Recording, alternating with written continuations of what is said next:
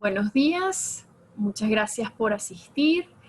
Hoy contamos con la profesora Lisette Martínez, quien nos va a hablar del LIPO o del poema visual, la lengua tipográfica de José Juan Tablada. La profesora Lisette es la directora encargada de la Escuela de Letras y en particular me alegra mucho compartir con ella este espacio. Y pues sé que será excelente y pues también quiero comentarles que si tienen preguntas las haremos al final de la sesión, pero pueden irlas dejando en el botón de preguntas y respuestas. Bueno, profe, los dejo en buenas manos.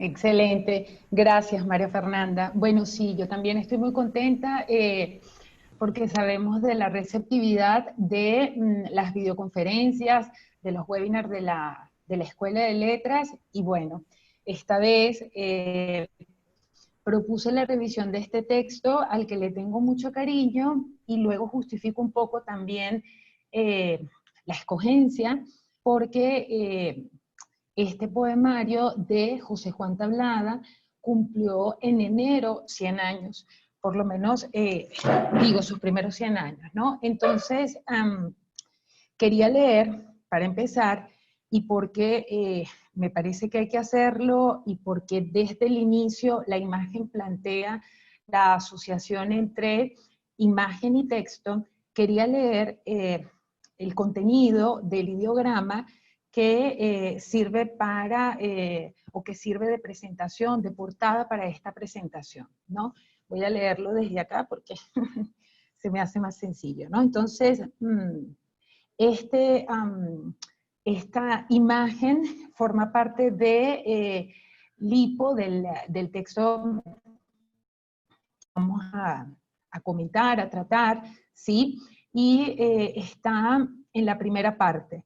Es decir, se trata de un poemario conformado por dos ámbitos, por dos secciones, ¿sí? Una que tiene como hilo conductor o que trata sobre la vida de un poeta chino y algunas reminiscencias sobre su obra, y luego unos poemas gráficos, sueltos, que no siempre apuntan o asoman el mismo tema. Entonces, dice: guiado por su mano pálida, es gusano de seda el pincel, que forma en el papel negra crisálida, de misterioso jeroglífico, de donde surgía, como una flor, un pensamiento magnífico, con alas de oro volador, sutil y misteriosa llama, en la lámpara del ideograma. Como lo observan, esto que acabo de leer, los versos, atraviesan la imagen y, quiero decir, se plantea desde el inicio una asociación entre la imagen flor y el pensamiento, el discurso, el logos, que es la base fuerte, ¿no?, de esta discusión.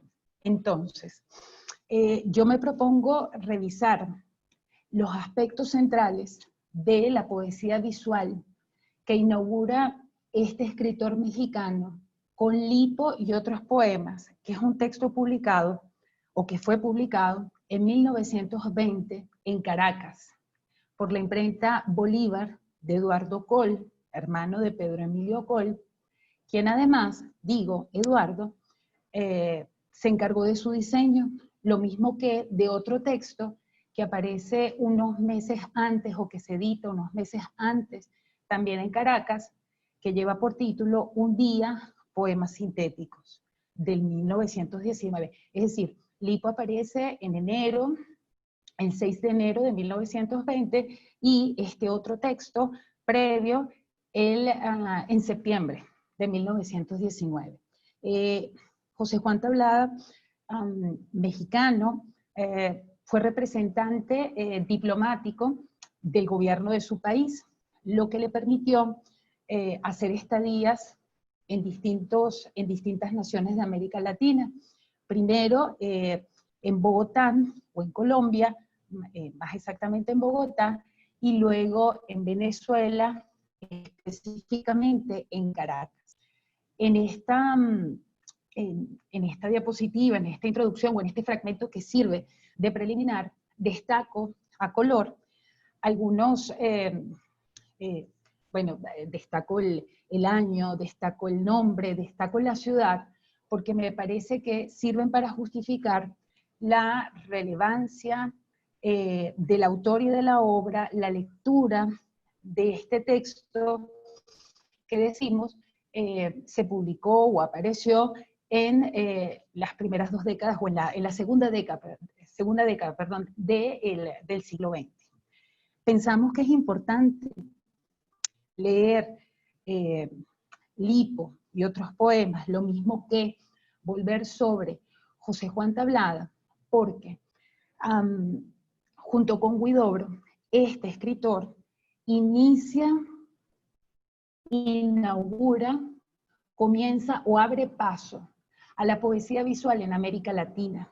Es decir, este texto y los poemas sintéticos abren la brecha de un tipo de escritura que hace lo mismo, el lenguaje verbal y la visualidad, para comunicar enunciados poéticos de otra forma.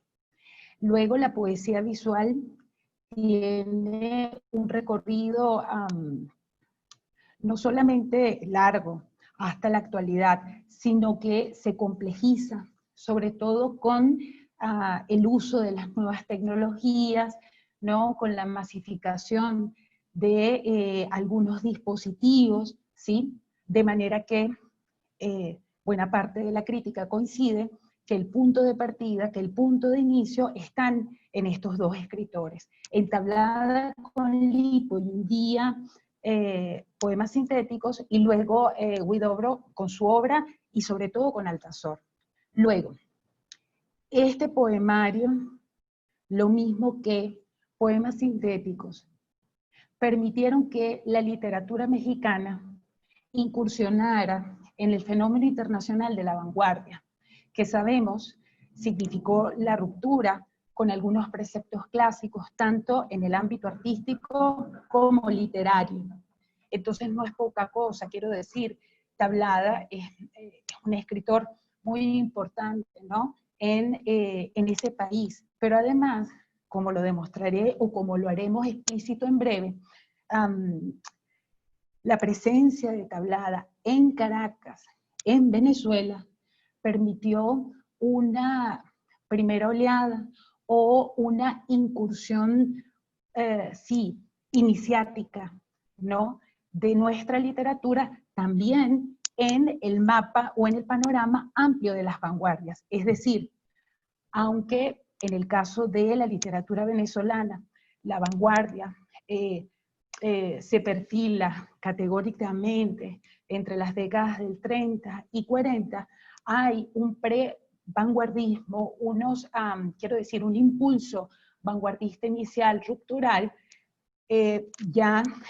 con la generación del 18, con la presencia de Tablada y la publicación de este texto acá, que como decimos cumple su primer centenario, o cumplió su primer centenario en el 6 de enero. Entonces también es bueno que leamos un texto que está de aniversario.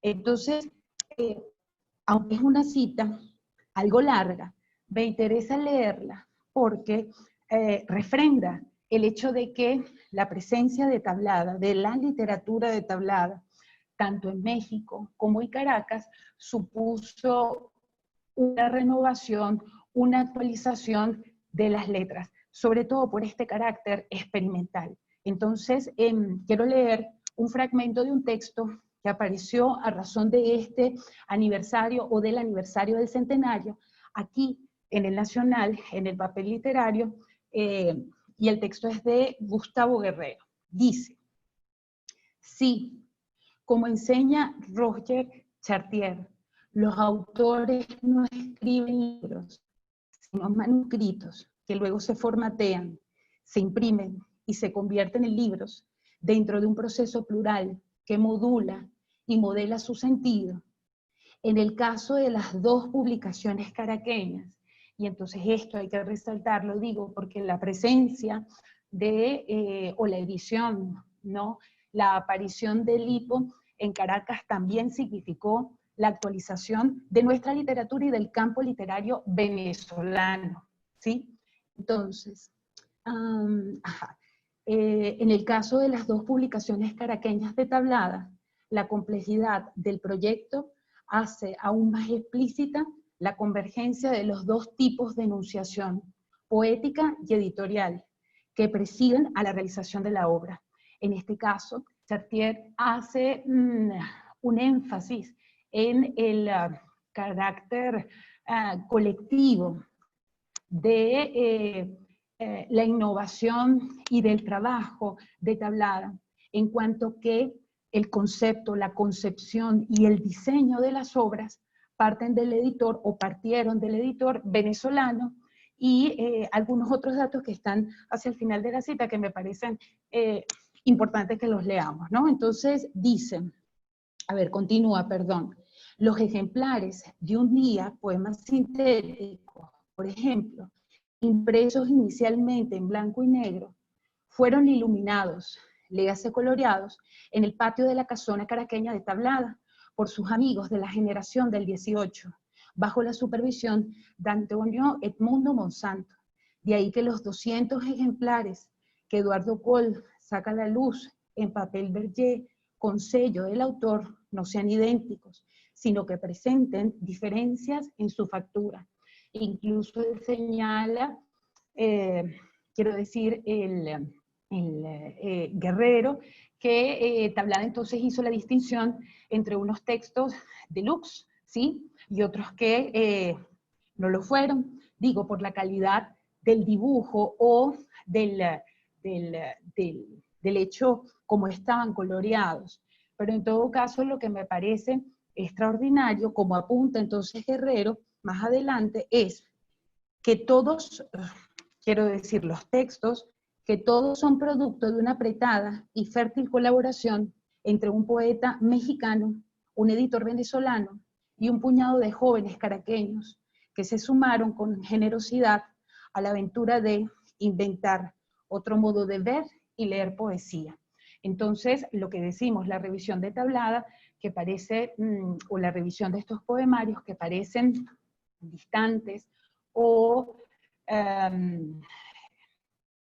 tal vez de otro tiempo, digo, por el asunto de la caligrafía, por el hecho caligramático de construcción sobre la base entonces de la mano alzada, una vez que pensamos en estas otras tecnologías de la palabra o estos otros cruces, ¿no?, de texto con imágenes, con mundo cibernético, etcétera. A pesar de que parece, digo, muy distante, la verdad es que al revisar a Tablada, revisamos en parte, ¿sí?, o revisamos un poco el panorama literario venezolano, pero también, quiero decir, un aporte, ¿no?, para la literatura nacional. Entonces, yo esta presentación, digo, para organizarla, ¿sí?, la dividí en tres partes. Inicialmente quiero tratar algunas ideas sobre la poesía visual, qué es lo que la constituye, cuáles son sus características, cuáles son sus factores medulares. Después quiero establecer algunas consideraciones sobre la significación, de qué manera se conforma, se configura, se construye la significación cuando el texto no se puede leer de la manera en cómo estamos acostumbrados a leerlo. Y finalmente, quiero quiero revisar algunos poemas ideográficos, algunos caligramas y advertir, ¿no?, los procedimientos que en ese texto en particular utiliza Tablada y luego las implicaciones que esto tiene frente a los procesos de escritura y de lectura convencionales. Es decir, ¿qué significa leer un texto, ¿sí?, que dibuja con palabras, o un texto en el que aparecen, o en el que las palabras arman, ¿sí?, unas figuras, ¿sí?, qué significa o qué implica, ¿no?, qué subyace en escribir de esta manera, finalmente para establecer algunas conclusiones. Entonces, con respecto a la poesía visual, hay que señalar que la sociedad, las conexiones entre imagen y texto son de larga data, pero además son recíprocas, ¿sí? O sea, digo, la sociedad entre imagen y texto está desde los inicios, ¿no?, del propio lenguaje, pero además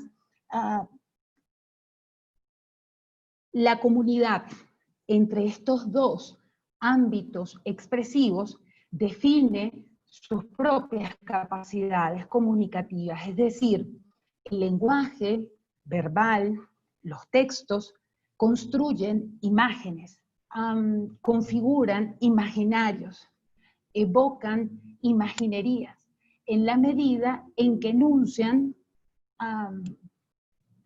frases, en la medida en que plantean enunciados. Es decir, a lo que me refiero es que hay una sociedad, ¿sí?, entre ambos conceptos que define ambas categorías y que las determina, de hecho, la manera en cómo se comunican. Lo mismo pasa con la imagen. Cuando uno observa un cuadro, cuando uno observa una pintura, no puede dejar de formular algunos enunciados y convertir esas percepciones y esas sensaciones y lo que observa en enunciados, en un mensaje lineal, en un mensaje sucesivo, en un mensaje como una progresión. Entonces, en definitiva, hay una comunidad, hay una simbiosis entre estas dos categorías, ¿sí?, que las mantiene unidas. Pero a lo que nos referimos exactamente con poesía visual es a una convergencia que indiferencia, que borra, que logra difuminar la frontera, la línea que separa convencionalmente a escritura de visualidad, a escritura de imagen. Entonces se convierten en una misma cosa. No se trata de que la imagen, pongamos por caso, refrenda un contenido o valida una información, un texto escrito, o que la imagen se convierte en apéndice, en un anexo, sí, en un anexo de un mensaje escrito. Ni tampoco, sí, que la imagen requiere de la escritura para completar su significado como una leyenda o para determinar su significado, quiero decir, para delimitar su sentido. En el caso de la poesía visual, convergen en un mismo punto texto e imagen porque sus lenguajes se hibridan. Entonces se trata un poco de la visualización textual o de la textualización visual, que es lo que coloco acá, del enunciado poético. De esa manera se leen y de esa manera, quiero decir, se escriben. Lo que observan es parte de lo que hay en Lipo. Todas las imágenes son de Lipo. Y en este caso, observen que no se trata, claro, quiero decir, aquí la imagen no solo viene dada, ¿no?, por lo que la palabra construye, o sea, por la forma que adquieren las líneas, ¿no?, de discurso, las líneas de palabras, sino además por la misma acentuación de la O, por estas líneas circulares que acompañan, ¿no?, o que están presentes, que atraviesan todo el texto. Entonces, en principio la poesía visual supone una simbiosis significativa porque es lo que dice de palabra y de imagen o de figura. Lo mismo pasa acá, quiero decir, este es otro fragmento del texto en el que el lenguaje conforma un abanico y así pasa, ¿no? Quiero decir, a lo largo del poemario. Entonces, eso por un lado, pero además la poesía visual puede pensarse como una poesía topográfica. Y me refiero exactamente a que como un análisis o como un estudio topográfico, las palabras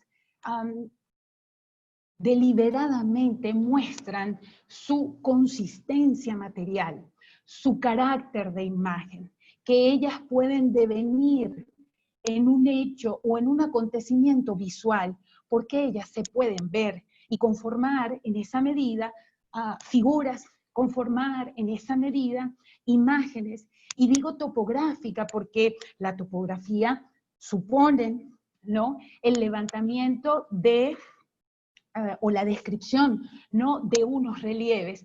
Es como si estas palabras se pusieran, ¿sí?, de relieve, sobreponiéndose, perdón, al blanco de la hoja para hacerse notar y para hacer, o mejor, para hacerse ver antes que ser leídas. Es decir, en este caso, estas palabras, o mejor, en este caso, estos poemas son legibles primero como formas, como imágenes, antes que como texto.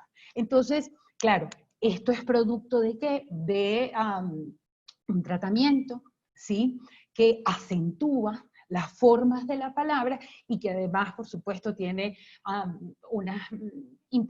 tiene implicaciones teóricas muy importantes. En todo caso, este texto forma parte de la segunda parte de este Lipo, y es, un poema ideográfico. Observen entonces que a través de las distintas tipografías, a partir de los efectos de luz, pero no solamente es eso, es la acentuación. Entonces es el hecho de remarcar unas a otras no, etcétera, incluso de segmentar las palabras, de cortarlas, ¿no? Y de, quiero decir, ponerlas libre en el espacio, que ellas adquieren no solamente una forma, sino que además intentan comunicar, o no intentan comunicar, comunican, terminan comunicando lo que también se inscribe en el significante, quiero decir, en el texto. Para que comprendan bien, para que esté súper claro, a lo que me refiero es que el lenguaje comunica un mensaje que la más de las veces se intensifica a través de esta visualidad, ¿sí? Quiero decir, por esta exposición o por esta saturación de la imagen, ¿de acuerdo? Aquí estas palabras, sin lugar a dudas, están o intentan reproducir o intentan emular, ¿no?, la alternancia, ¿sí?, de las luces de la luciérnaga, ¿no? Entonces, esa es otra característica de, quiero decir, de la poesía visual. Otra que también es muy importante es que, y esta tal vez sea una de las primeras trazas teóricas que estemos levantando, es que en la poesía visual la escritura abandona su carácter neutro y participa. Ya no es solamente un medio que conduce significantes, sino significado en sí mismo. Es escultura que ayuda a su escultor a darse vida y forma. Y a lo que nos referimos con esta cita es que cuando la palabra deliberadamente muestra su materialidad y ella se lee desde su materialidad, ¿sí?, no solo es portadora de un significado, sino que ella en sí misma significa. Es decir, estas palabras que adquirieron una disposición gráfica, que adquirieron una tipografía particular, que han sido manipuladas para hacerlas ver en su condición de, de imagen, ¿no?, de topografía, significan en sí mismas porque representan. Es lo que sucede, por ejemplo, con esta iglesia de este poema, que también es poema ideográfico, es decir, está en la segunda parte del Lipo, ¿sí? En el que las palabras, el poema, perdón, se llama La calle donde vivo, ¿no? Pero además las palabras no solamente transmiten un mensaje, sino que logran significar ese sentido concreto, en este caso el templo. Porque además el autor recurre no a uno, sino a varios recursos.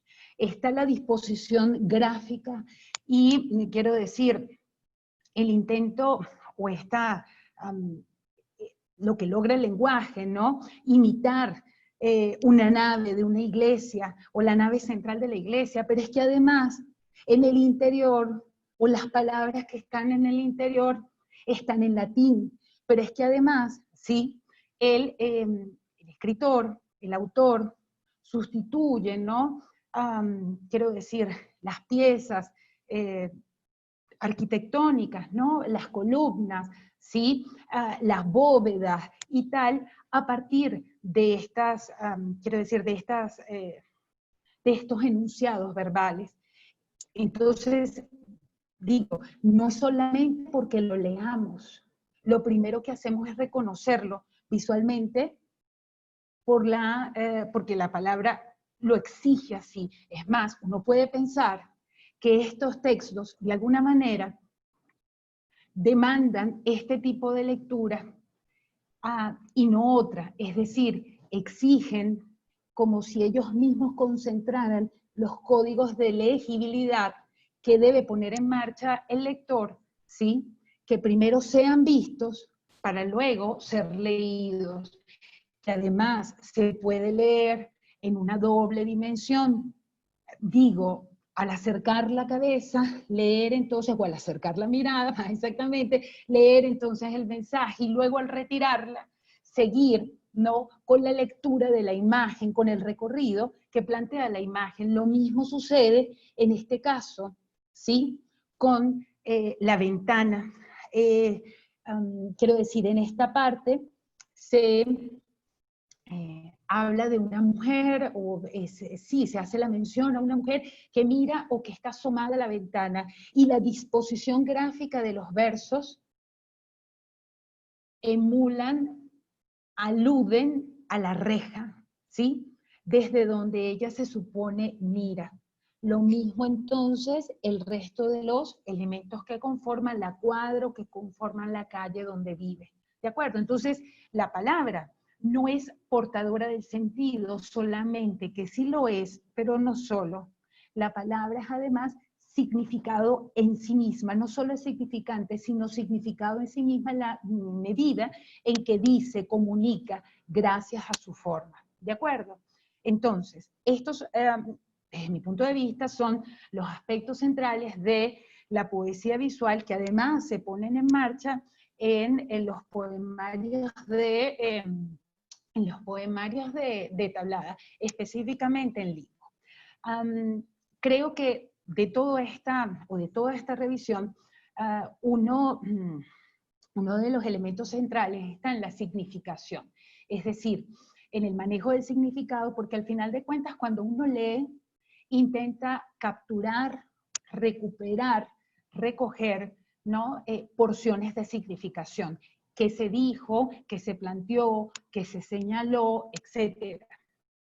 Entonces, cuando un texto se dispone a calibrar de esta manera, se dispone a manera de caligramas o de forma ideogramática, ¿qué pasa con la significación? No puede recuperarse, porque es que incluso lo elemental que es seguir la linealidad del discurso que remite a una sucesión, ¿sí? De significados, ¿no? Una cosa primero, otra cosa después y finalmente otra cosa más, eso se altera, ¿sí? ¿Qué es lo que pasa en la primera página del Lipo? Si uno observa, el texto comienza, Lipo, uno de los 7 sabios en el vino, un rutilante brocado de oro.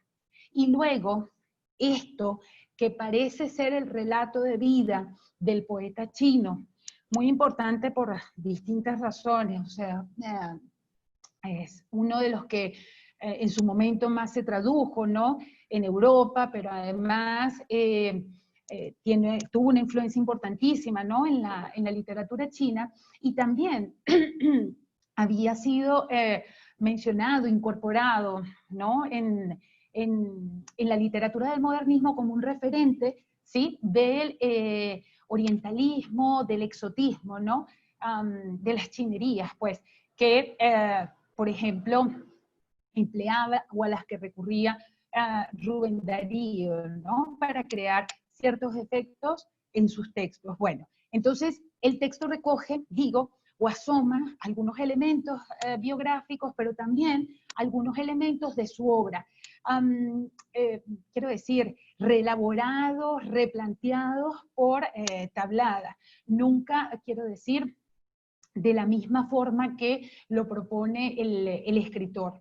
Ahora bien, esto que parece un relato de vida, y uno piensa el relato de vida de manera lineal, porque además inicia con algunas menciones hacia la infancia y a la juventud, ¿sí? Y sigue entonces con un recorrido que hace Lipo, también entonces hacia el emperador y una presentación que tiene, etcétera. Luego entonces algún acontecimiento con la luna hasta que muere, ahí cierra el texto. Esa linealidad discursiva pronto contrasta con esta discontinuidad producto de la imagen, porque quiero decir, el trazo lineal pronto deviene en figura. Es más, uno dice, bueno, voy a leer de Lipo una estrofa, y la verdad, uno puede plantearse que estas son estrofas, son figuras, ¿sí? Entonces, lo que digo es que la significación necesariamente, ¿sí? Se transforma, la significación se tramita, no se transforma, se tramita de otra manera. Entonces, yo recordé, porque lo utilizo también mucho para las clases de Latinoamericana 3, sobre todo porque estudiamos la vanguardia. Entonces, recordé este texto, o este pasaje más exactamente, de La máscara de la transparencia, de Guillermo Sucre, que al referirse a Vallejo, ¿sí?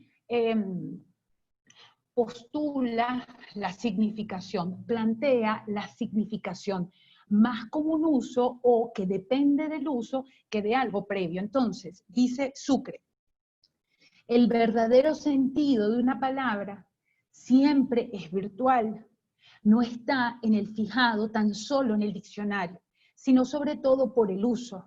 Y en literatura, el uso es el texto, que a su vez crea su propio contexto. Entonces, la significación, más allá de que las palabras remitan a sentidos, a significaciones consensuadas, habituales, conocidas, etc., la significación, la verdad, depende más del uso de esa palabra, de cómo se emplee en el texto literario, ¿de acuerdo? Que aquí, por ejemplo, adquiere la forma de imágenes,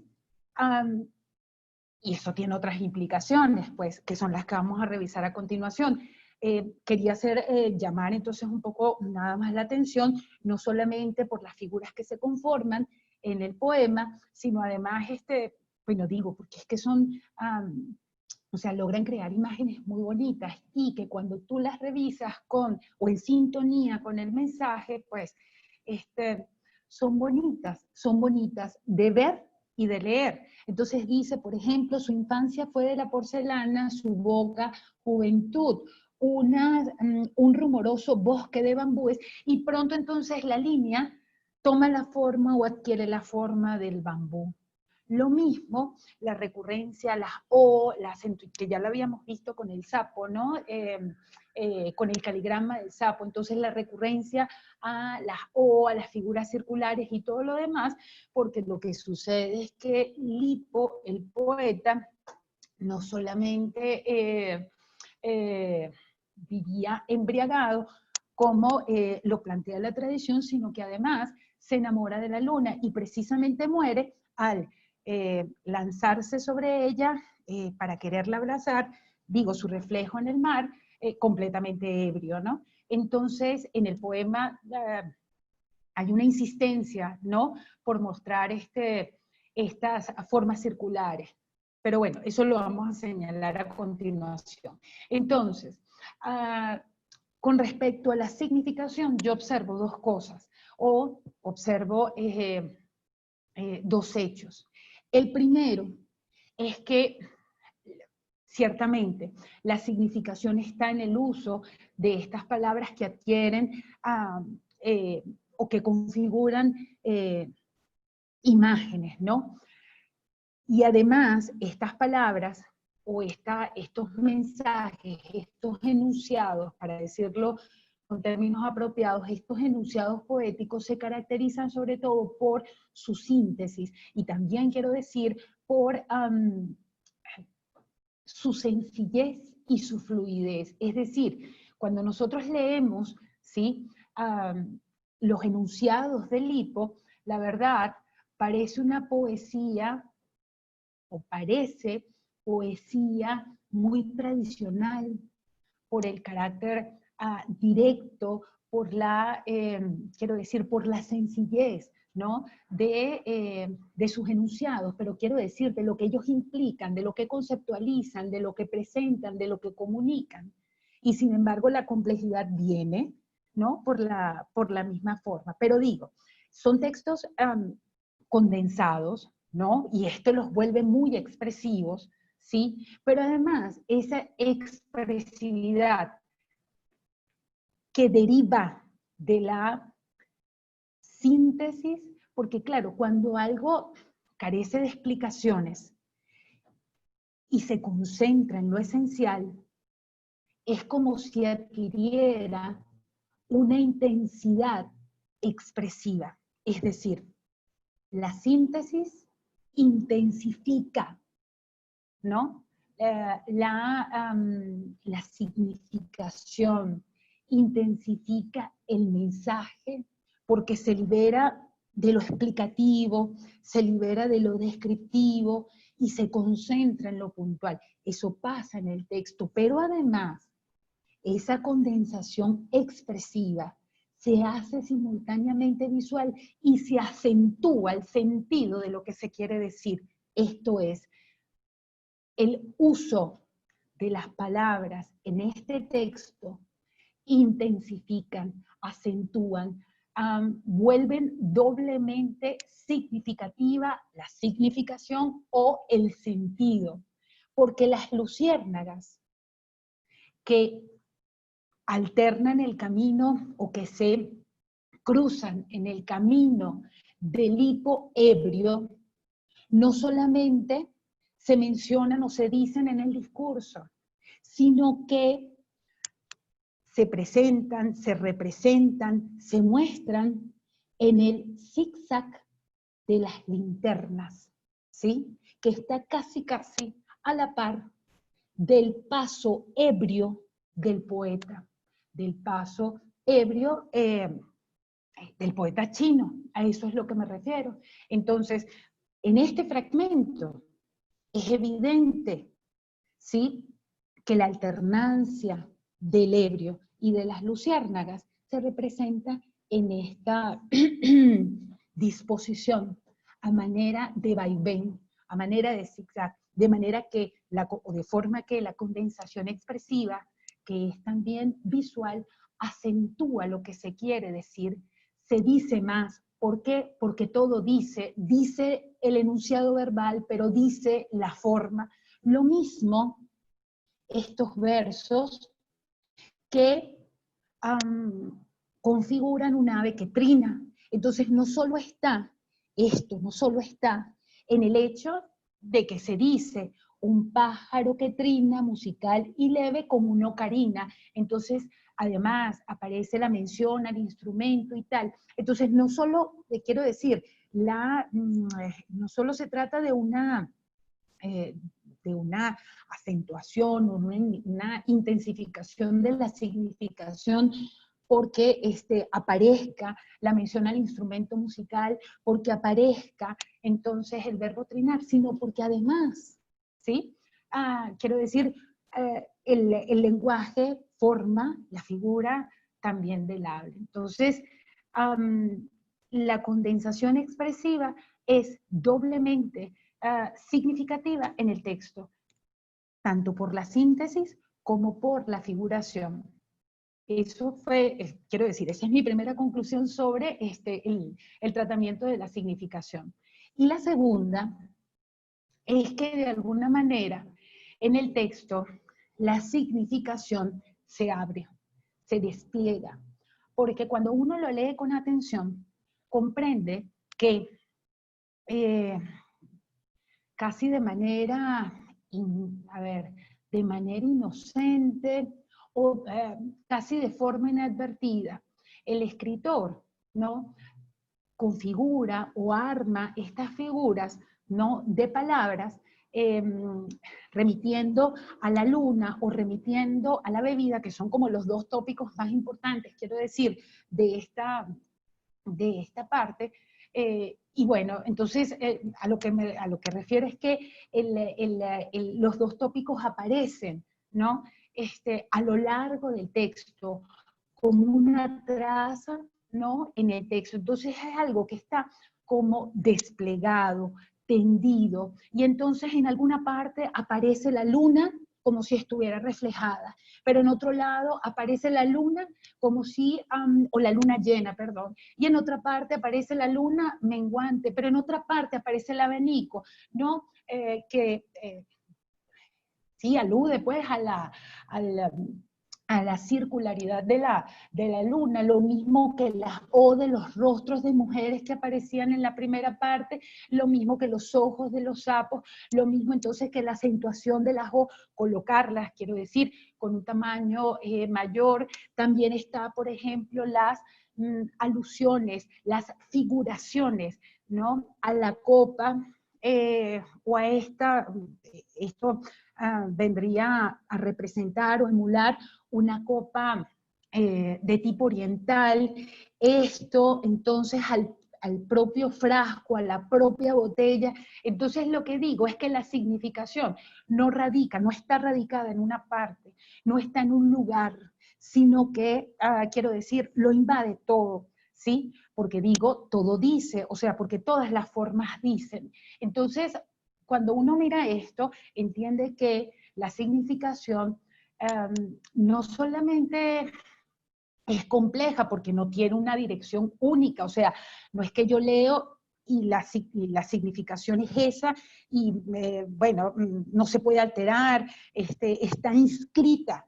Aquí parece que no, sino que es como si se armara en los distintos dibujos, en los distintos momentos del texto. Pero iba a decir más, esto indiscutiblemente nos hace pensar en el poema como una especie de red, y yo lo trataba recién con los estudiantes, con Vicente Huidobro me parece, ¿sí? Pensar el poema como una constelación, y la constelación habita el espacio, ¿sí?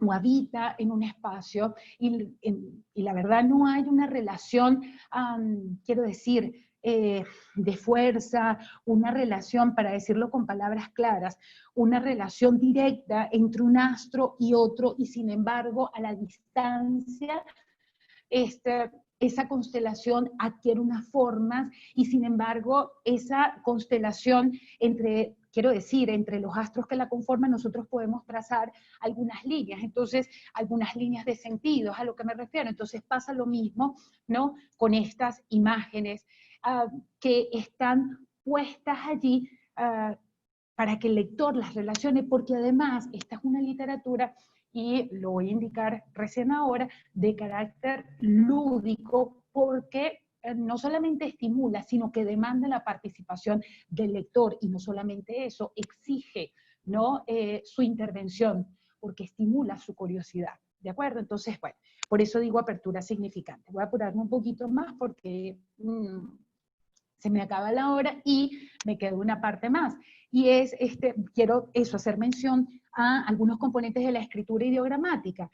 Eduardo Mitre tiene un texto, bueno, que es muy pedagógico, ¿no?, sobre los caligramas, ya tiene algún tiempo, pero bueno, yo de sus afirmaciones recojo que en otros poemas ideográficos, que es la segunda parte del Lipo, se diversifican los elementos de la composición, ¿no? Y entonces hay elementos que son muy complejos, otros que son mucho más sencillos, por ejemplo el puñal, que forma parte de los madrigales, ¿sí? Ideográficos, que creo que es lo que sigue a la portada, al índice, ¿no? A la separata entre la primera y la segunda parte, ¿sí? Entonces digo que hay elementos muy sencillos, ¿sí? Y hay otros que son mucho más complejos que remiten entonces a el cubismo literario, ¿sí? En el que también puede inscribirse de alguna manera, quiero decir, la estética de tablada, ¿no? Bueno, sobre eso hay muchísimos trabajos, pero bueno, en todo caso, a lo que nos referimos exactamente con la diversificación de los elementos, pues incluye la forma, incluye las líneas, incluye también, por ejemplo, la tipografía, incluye la composición, incluye la organización de los elementos, etc. En todo caso, lo que se pone en evidencia es la experiencia o es la simbiosis entre la experiencia de visualidad y la experiencia de espacialidad, ambas juntas para poder transmitir o comunicar, ¿no? Y esta diversificación de estos elementos expresivos o de los elementos de la composición, sí, también están en sintonía con estos otros criterios de la estética: condensación, movimiento, variedad de medios, lo lúdico, la multiplicidad, que lo voy a referir a continuación.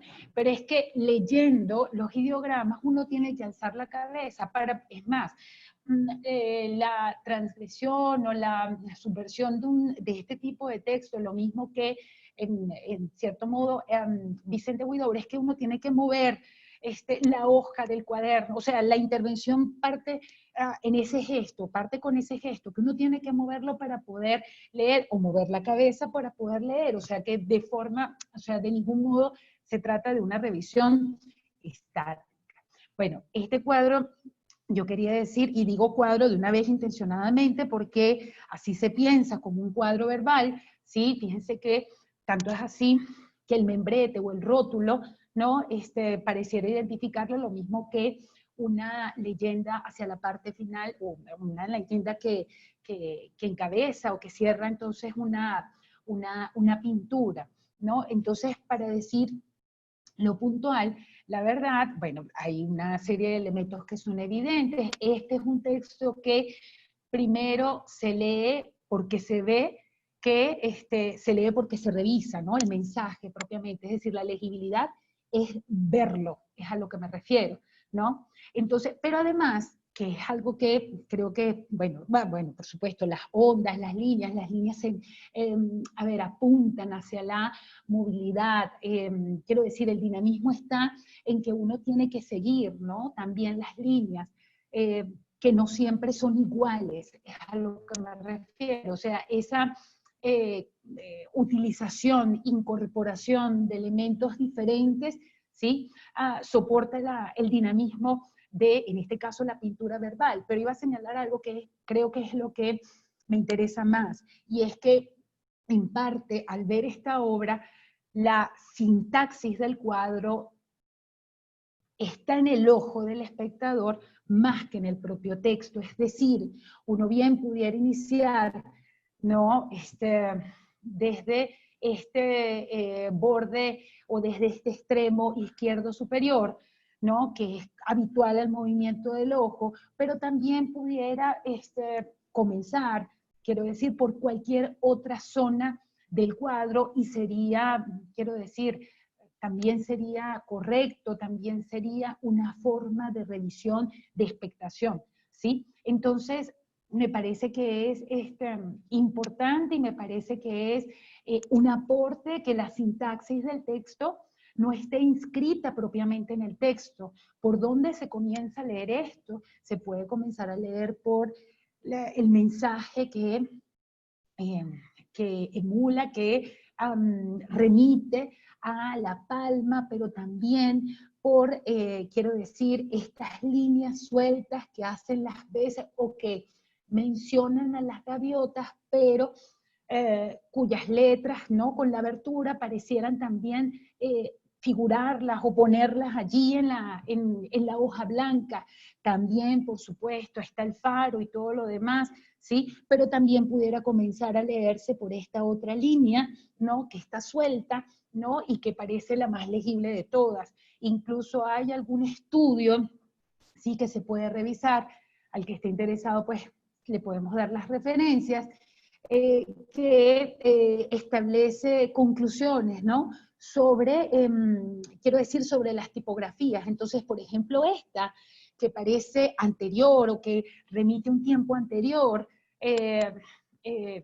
algunos la observan como metáfora, ¿no?, de la presencia desde siempre del agua con respecto a la edificación del faro, ¿sí? Pero entonces también esta tipografía en concreto, ¿no?, pareciera ajustada sobre todo por el tipo de edificación que supone un faro, ¿sí? Entonces, bueno, lo que quiero decir es que aquí están los medios, se ponen los medios, lo que pasa es que iba a decir otra cosa, no, sí, aquí están los medios, y creo que es una notación, la verdad, que se puede pensar.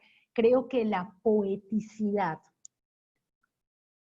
radica no solo en esta intervención, en esta participación del lector, sino precisamente en que se pueda leer de distintas maneras, o en que se pueda leer, que tenga distintos comienzos, que pueda intervenirse desde distintos puntos, porque, entre otras cosas, el discurso poético sugiere, y sugerir es evocar, sugerir es eh, llamar, ¿no? Y entonces creo que lo hace la pintura, ¿no? Es lo mismo, y voy entonces a pasar al otro poema. Esta es la impresión de la adolescencia. Cuando uno lo mira, bueno, cuando uno lo revisa, aquí la configuración es distinta, ¿no? Porque cuando uno lo revisa, cuando uno lo ve, ¿no?, en primera instancia, ve unas líneas y tal, pero después, cuando adviertes el contenido, observas esa especie de pacto entre la palabra y la imagen. Voy a leer solo el contenido de la celosía, ¿no? Dice: entre las barras de luz y tiniebla verde de la celosía del burdel, vi, temblando los ojos del antifaz, las ancas de la yegua carnal, el tenebroso núcleo hirsuto del misterio sexual. Entonces, hay distintos elementos que hacen pensar, digo, distintos elementos significativos, las propias palabras, las barras, que en este caso no son de luz, pero sí son unas líneas oscuras, en que esta es la celosía, es, quiero decir, el entramado, ¿no?, desde el que se asoma el adolescente y ve lo que ve en el burdel, ¿sí? Bueno, digo, esto es una gran genialidad, ¿no? Es a lo que me refiero. Porque al final de cuentas están las barras, ¿sí? Y luego el tejido que conforma la celosía, ¿no? Como esta especie de tejido, o de madera, o de hierro y tal, que esconde un poco lo que está fuera de la ventana, o fuera del espacio que ocupa y tal, y que igual permite ver, ¿no? Entonces, porque además no hay un espacio mayor entre una y otra barra, entre uno y otro enunciado, ¿no? De manera entonces que representa, ¿sí?, o emula esta celosía, ¿no?, en la que, o desde la que se ve el burdel. Y luego, entonces hay una línea, ¿sí?, que rompe la linealidad y que remite tal vez a esta ruptura o a este rompimiento de la inocencia, una vez que se observa lo que se ve, digo, en el burdel. A ver, como dice, se quebraba una helada luna romántica en la calle desierta. Los latidos, no se lee así, los latidos de mi corazón. Claro, porque también hay un plano fónico, la verdad que con eso no, o sea, no quise incluirlo porque iba a ser un poco más largo, pero hay algunos poemas que remiten no solamente a la confluencia entre la imagen, entre la textualidad, sino también una acentuación del plano fónico, ¿no? A través de la fragmentación, a través de las onomatopeyas, ¿sí? Creo que se llama polifonía crepuscular, el texto en el que se evidencia más claramente esto. Pero en todo caso, observe cómo de alguna forma hay una correspondencia, no solo hay una correspondencia entre textualidad y verbalidad, o entre textualidad y, textualidad y visualidad, sino que además el mensaje, el enunciado poético, sí, se acentúa, se intensifica gracias a esta disposición.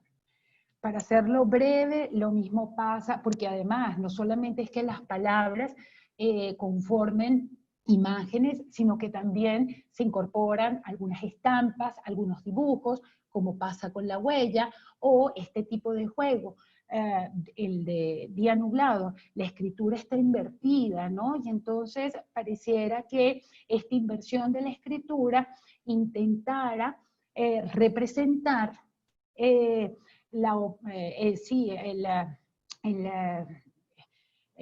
lo borroso, ¿no? De cuando el día está nublado, que no es nítido, o sea, que no se puede leer y todo lo demás, y que incluso pudiera permitirnos, ¿no? Acercar un espejo para ver, ¿sabes? Como intentando voltear o colocar en la dirección,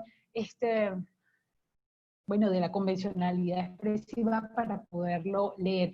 Es decir, el poemario de Tablada no solamente incorpora estos juegos, sino que además, sí, haciendo además ver que lo de los juegos no es una cosa inocente, es a lo que me refiero, ¿no? Sino que tiene una significación muy importante. Ya me pasé de la hora, porque hay unas preguntas, pero en todo caso, a manera de conclusión, para que quede más claro, observo que en esta lengua verbal visual de Tablada, o en estos objetos verbales visuales, sí se problematizan los límites entre lo visual y lo textual, pero precisamente porque se pone en cuestión la convencionalidad de la expresión, es decir, que el lenguaje escrito comunica de esta forma lineal, de forma sucesiva, de forma progresiva, o que las imágenes producen una impresión y que de esa manera comunican, porque sus medios son la percepción, ¿sí? Y la sensación, ¿no?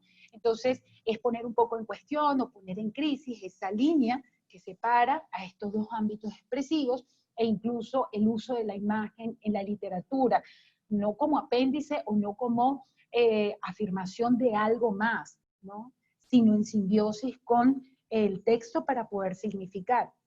Me parece también que estos textos permiten reflexionar sobre las capacidades comunicativas del lenguaje, es decir, cómo el lenguaje dice, cómo el lenguaje habla, ¿no? Cómo el poema comunica. Y también hay que pensar que una de las características, o tal vez uno de los elementos fundantes de la poesía, es su reflexión sobre la propia palabra, ¿sí? O sobre la palabra desde la raíz. Entonces creo que eso se pone en marcha en este poemario.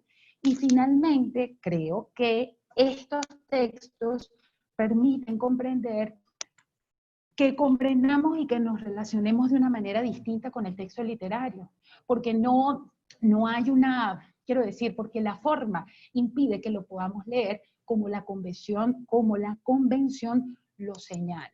Aquí hay que alterar, ¿no? Modificar ciertos patrones de lectura, sobre todo de lectura, y por supuesto,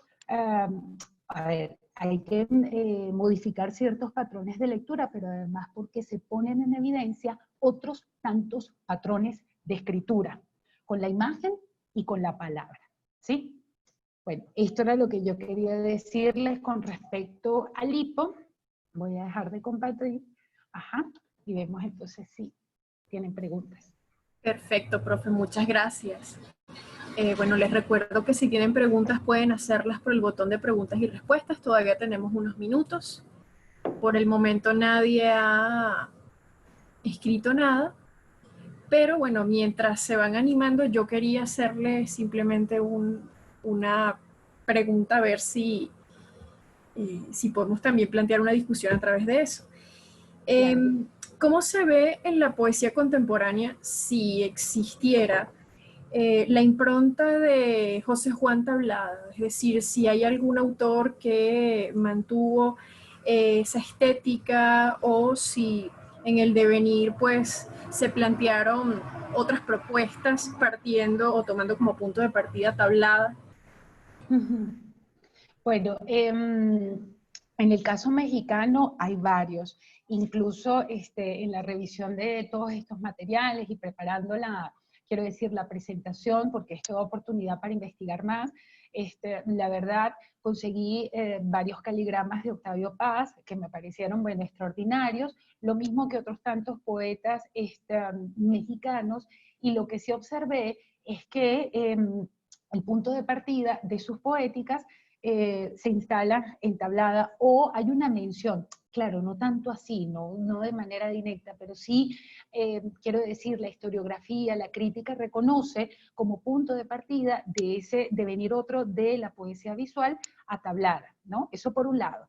Y luego yo me hice la pregunta sobre la escritura visual o sobre esta poesía visual en Venezuela. Y entonces revisé textos, intenté buscar caligramas.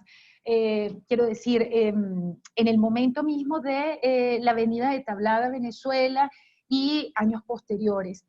Y en el caso de la vanguardia venezolana hubo una filiación más estrecha con el surrealismo, de manera que no, o sea, no conseguimos un registro, eso no quiere decir que no exista, ¿no? Pero no conseguimos un registro, ¿no? De quiero decir, escritura caligramática. Ahora bien, si hay unas muestras o si hay textos a lo largo, ¿no? de la literatura nacional eh, que remiten a estas consideraciones sobre la poesía visual.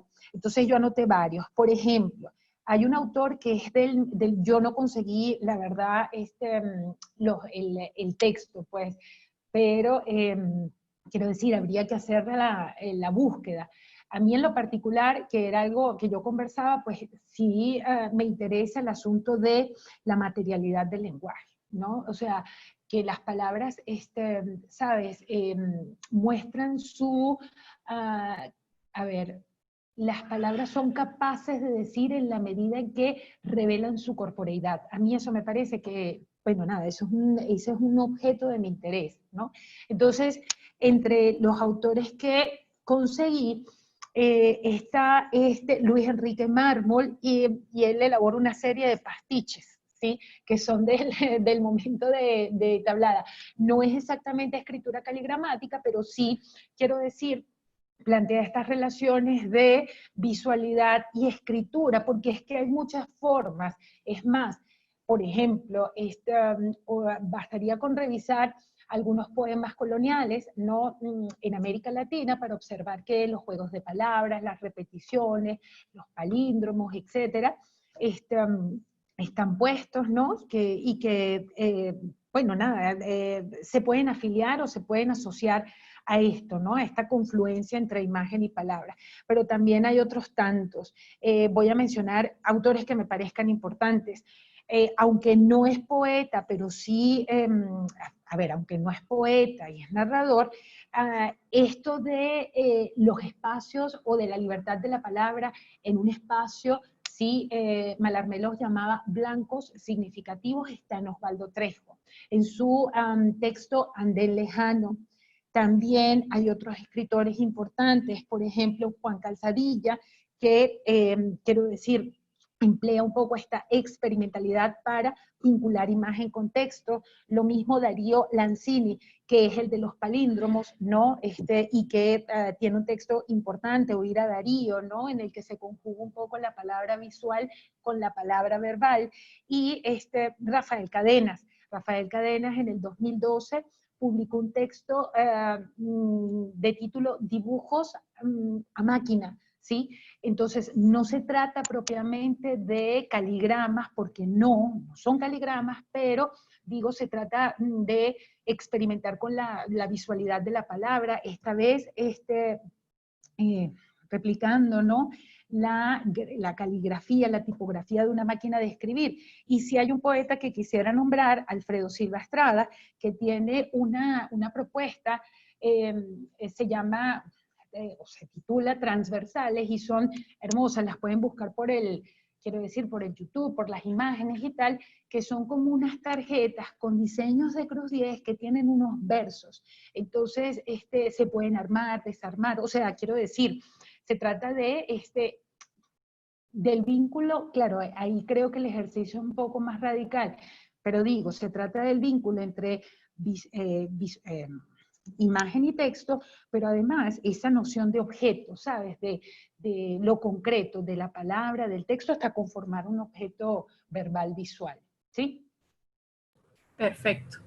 Bueno, ya tenemos algunas preguntas. Violeta Ibarra pregunta, ¿crees que la poesía gráfica o visual podría tener en los medios digitales un nuevo espacio de representación? Es decir, podría ser una buena forma de hacer poesía a través de las redes sociales. Sí, cómo no, indiscutiblemente. Bueno, además,